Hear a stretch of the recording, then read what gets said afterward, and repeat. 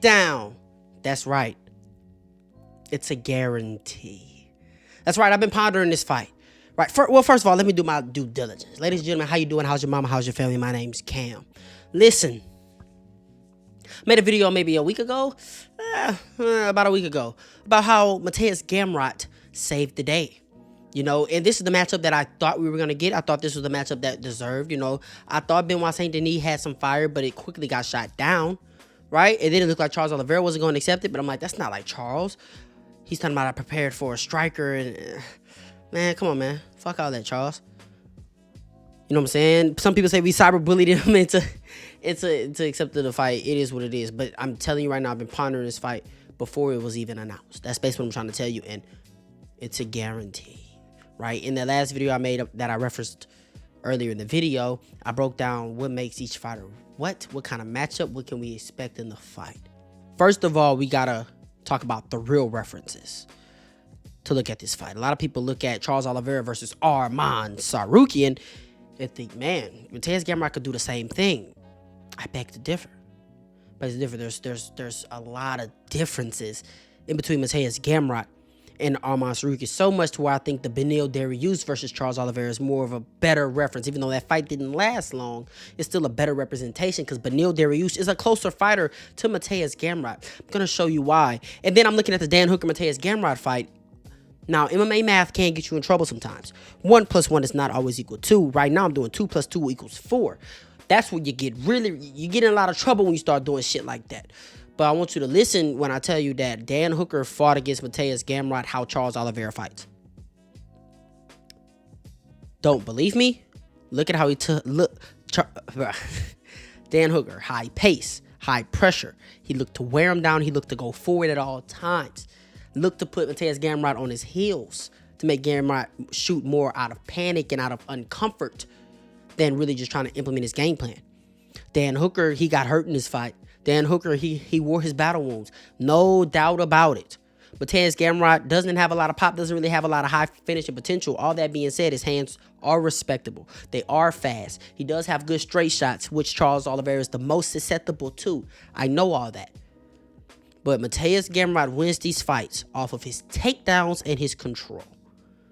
Matuesz Gamrot used the guillotine. He used his darts. He used an immense amount of neck attacks to threaten Matuesz Gamrot, make Matuesz Gamrot bail, absolutely bail on takedowns. Used it to get up, and he got a lot close. He got really, really close on a lot of these guillotines. I'm telling you right now, his guillotine is not as good as Charlie's du Bronx. On top of that, Matuesz Gamrot, when he gets put in trouble, when he gets flustered, things start to go haywire. Now, this is a fight where I thought Dan Hooker won for the longest. I finally watched it for the 5th or 6th time, and I'm like, okay, I can see how Gamrot won, right?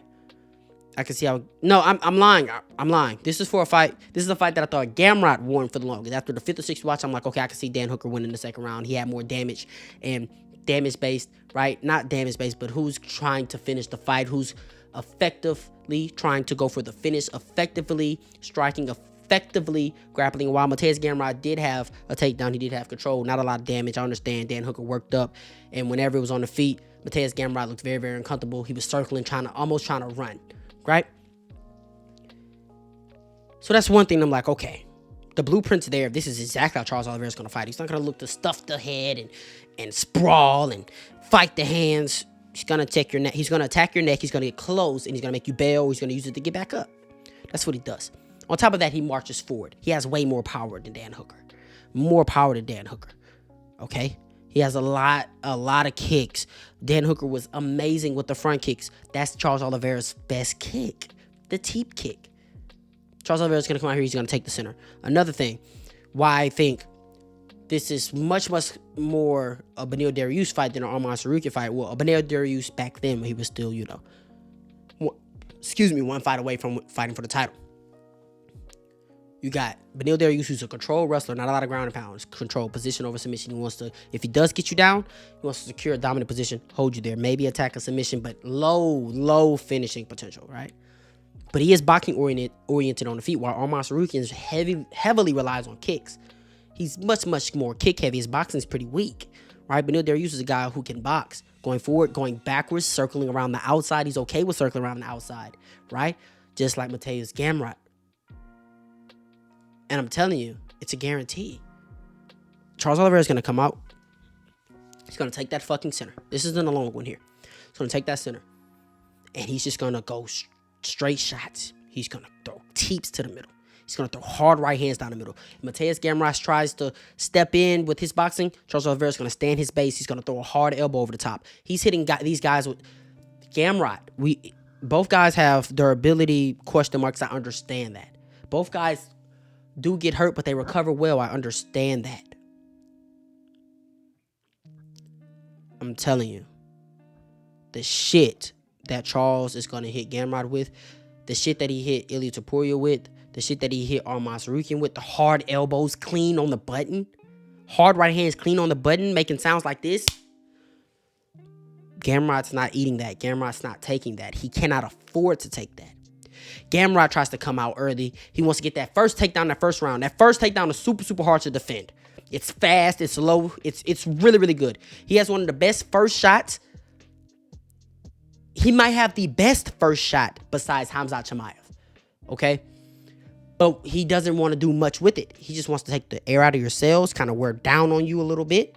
You understand? He wants to take some of the power out of you, some of the explosivity out of you, and lower your finishing potential. And the thing about Gamrot, there's no other shot like his first shot. The second shot is much slower. Third shot is much slower. By the second and third round, if you make him work enough and you're not letting him keep you down, and Charles Oliveira has shown he may get comfortable off of his back, but when he decides to get up, he makes it a point to get the fuck up. Right? The only guy he didn't do that against, Arman Tsarukyan. And even in that fight, he still made constant decisions to get up, and he got up. He got up. When he jumped the Gilly, he ended up in mount. He lost position. He ended up getting up. But Dariush, he's trying to roll for leg locks. He's trying to see if he can find something. All right, nothing's working. Fuck it. I'll just get back up. And then he finishes Beneil Dariush. Gamrot will slow. Gamrot will tire. And Charles Oliveira will just build, and he'll just keep coming. Charles Oliveira is going to smash Matuesz Gamrot. He's going to finish Matuesz Gamrot. I think he's going to knock him out cold. I think he's going to slime him out. Similar to the Beneil Dariush. Charles Oliveira, when he's fighting somebody with low finishing potential, it gets ugly. Charles Oliveira, when he's fighting somebody who he knows, man, this guy really can't hurt me. This guy really ain't throwing shit that's, man, if I keep my chin chucked and I roll with the punches and I keep my hands on my eyebrows, that'll work against him. Because even if I do get hit, I'm going to hit him. And when I hit him, he's not going to like that. We're going to see the Lion. We're going to see a vintage Charles Oliveira performance. Like, comment, subscribe, share this to somebody I know that enjoys like you did. Let me know what you think down below in the comments. And I do think Matuesz Gamrot is a good fighter. I think Matuesz Gamrot is a harder fight than a Rafael Vazeev, but a much, much less dangerous fight. And a less dangerous guy just doesn't beat Charles Oliveira. That's basically what I'm trying to tell you. Charles Oliveira inside the distance is to play. You ain't got to go home, but you got to get up out of here, man. Let me know down in the comments how you feel. Yeah.